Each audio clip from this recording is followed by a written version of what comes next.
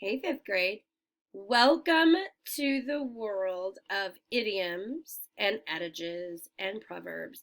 But really, idioms will be the highlight, but I thought it was worth addressing to talk about the difference between, well, an idiom and a proverb, or an idiom and an adage, or whatever. So I'm going to talk to you a little bit today about those things.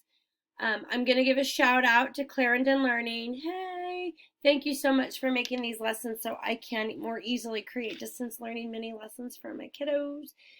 And I'm going to go ahead and just jump on in. I know yesterday's video lesson was about literal versus non-literal language. And to me, idioms are the most dramatic example of non-literal language. So, here goes nothing. Famous sayings. There have been many famous sayings. Many of these have been quotes, such as Indira Gandhi's, "You cannot shake hands with a clenched fist." Walt Whitman once said, "Keep your face always toward the sunshine, and shadows will fall behind you."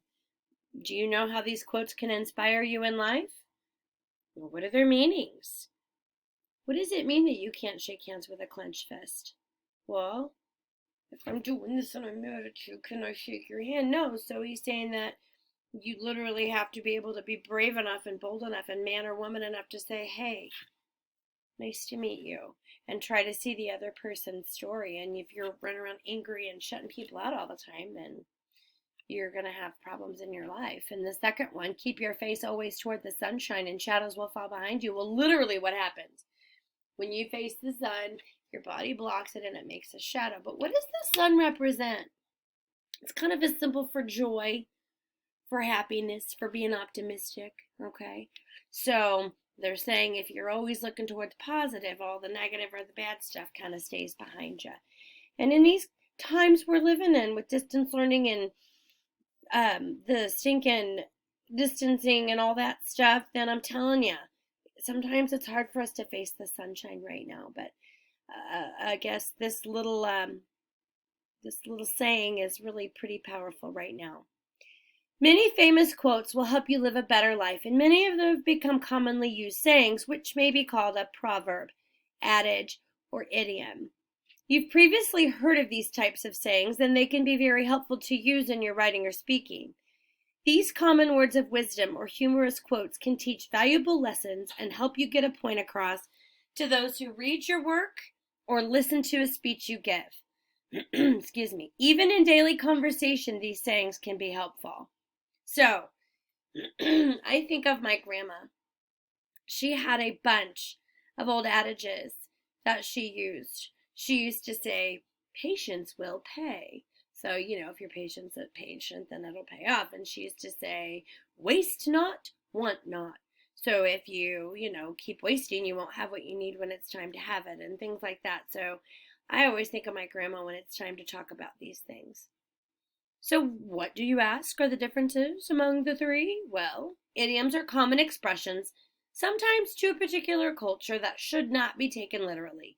The old "it's raining cats and dogs." There are not cats and dogs falling out of the sky. Learning the meaning of idioms is the same as learning the meaning of new words, because, guys, there's no way to really break down the words to figure out what they mean. You have to kind of use the context around it, or you have to just kind of know what it means. You just have to be told. So, proverbs are statements that share practical wisdom in a simple way. And they're short, well-known, usually, sayings containing a wise thought or helpful advice. Now, adages are similar to proverbs, and that's the trickster part. And they've been used for a long time. They give advice like a proverb, but they're usually much more common and have been part of the language for an extended period of time. My grandma used to call them old adages.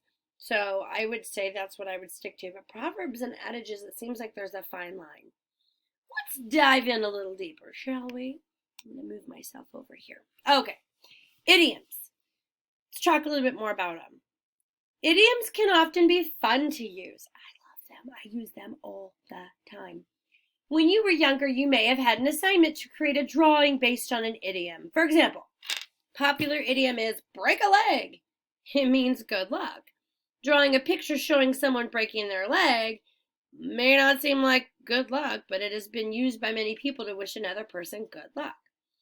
Another common idiom used when helping someone to overcome pain or something uncomfortable is to tell them to bite the bullet. A picture might include a person biting a bullet, while a doctor's stitching a cut or a dentist is pulling a tooth. Idioms are also particular to a culture. This means a person in another country may not understand the meaning of an idiom that is commonly used in the U.S. but not in the other places. For example, the idiom barking up the wrong tree in the U.S. means a person's mistaken or seeking solutions in the wrong place. However, if you use this idiom in another country, they may literally envision a dog barking at the base of the tree. Here is said dog barking at the base of a tree. So we know these words just by experience. We learn what they mean. Now, the use of idioms gives power or adds color to your writing. Using an idiom to tell someone good luck is a more creative way of expressing yourself. They can also add humor to your writing or speech. For example, if you're writing an essay, you might say, "When pigs fly," instead of saying something is highly unlikely to occur. Note the difference in the sentences. The added funding is unavailable, and it is unlikely that the new school gymnasium will be built. Boring. The added funding is unavailable, and the new gymnasium will be built when pigs fly. Pigs are never going to fly unless they're in an airplane, so not going to happen. Of course, the tone of your speech or writing is dependent upon the audience and whether you want to present the information informally or formally.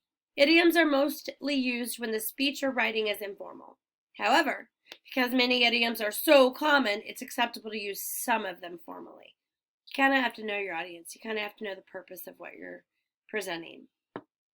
So, Proverbs and Adages, on the other hand, since Proverbs and Adages are nearly the same and have very few differences, the use of them can be interchangeable. The Christian Bible has an entire book of Proverbs which have been used by many authors in their writing and presented in many famous speeches. Adages have usually been around for a much longer time than a proverb, but generally the two terms can be interchangeable.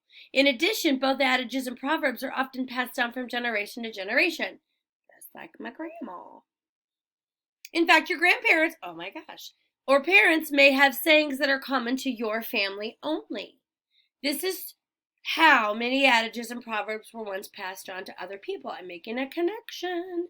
So, when we talked about fairy tales and folk tales and different things like that, what do we know about the history of storytelling? Everything had to be done before there was writing and books and all that stuff. Well, it was done by word of mouth. It was done sitting around the fire telling the story, and this generation shares it with the other and shares it down the line. So, Proverbs and adages come through your families this way too. Using adages or proverbs with your writing is a helpful way to teach and educate the reader or audience. As they contain advice and wisdom, a reader or listener can learn something very quickly as the written text or speech continues. For example, note the difference in the following two passages. A father found out one day that his son did not donate money to the homeless shelter as he had promised he would do.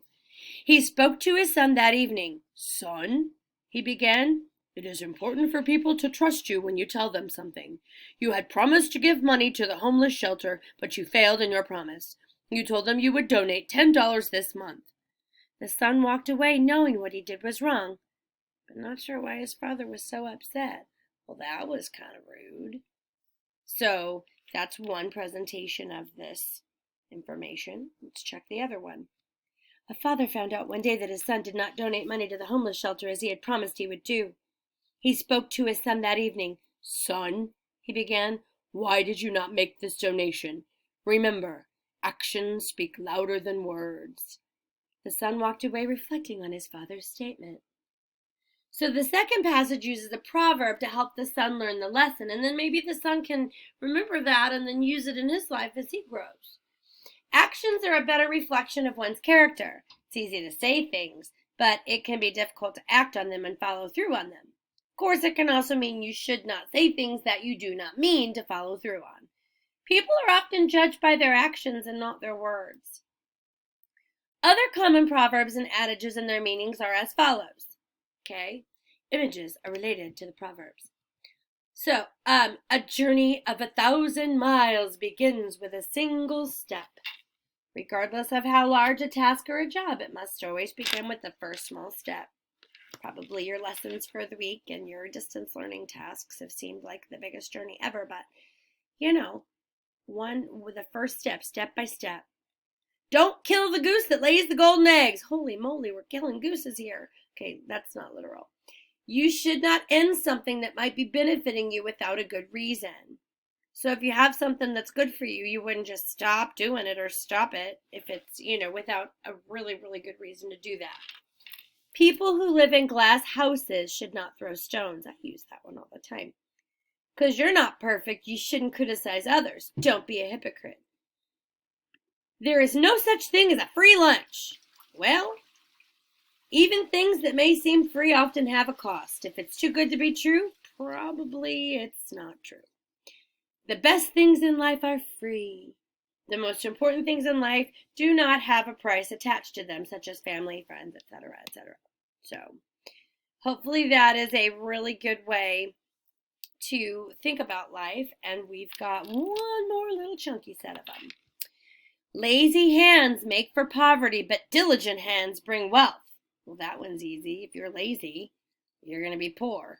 But if you're a hard worker, you'll have what you need. You'll be able to provide for yourself or your family. It's important to work hard, and sometimes without hard work, you may struggle. The glory of young men is their strength, but the splendor of old men is their gray hair. Young people might be strong, but older people, what do they have? A lot of wisdom. Wisdom is sometimes more important than your youth and your strength because you've had a life of experience to draw from. 2 heads are better than 1. No, they're not talking about a Greek mythology creature. Working with others is often much better and easier than working alone. 2 wrongs don't make a right, but 2 negatives make a positive in math. What? Okay, I'm just being silly. Trying to get revenge on someone who hurt you will only make things worse. There is no time like the present, so don't procrastinate or wait until tomorrow when you can do something now. There are thousands, like literally, you guys, thousands of other proverbs and adages out there, and the older you become, the more you will learn and use. There's probably an idiom, proverb, or adage for every subject, every topic, every event, every situation or occasion.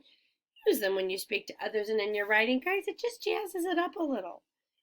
So, which new proverb, adage, or idiom from today's lesson had the greatest impact on you? Did any of them, resonate with you? And did you think, oh, I've heard that one before? Or did you think, oh, well, that's pretty true? Which one do you find the most helpful and why? So, I challenge you after this video to go ahead and post your response on Google Classrooms or text it or email it to me. I'm curious what you say. And look into the future this week for some practice with idioms and maybe even a couple adages and proverbs. And bigger than the classroom, bigger than the virtual thing, bigger than the assignment. Think about these in your everyday life. Try to listen when your family's talking. Call Grandma. See if she uses them. Call Grandpa, call Aunt Shirley, whoever. And I want you to challenge yourself and see, where do you see these in real life? Do you see them on TV? Are they in songs? Where do you see this in your real life around you? Because I think you'll be surprised. And if you've ever been in my class, you can say, oh boy, Mrs. Domino uses these things all the time. She's kind of crazy. So, excuse me, I hope this has been helpful. Hope this will guide you through your lessons this week. And until next time, my friends, stay classy. I stole that from a commercial, but really stay cool. I'll talk to you later.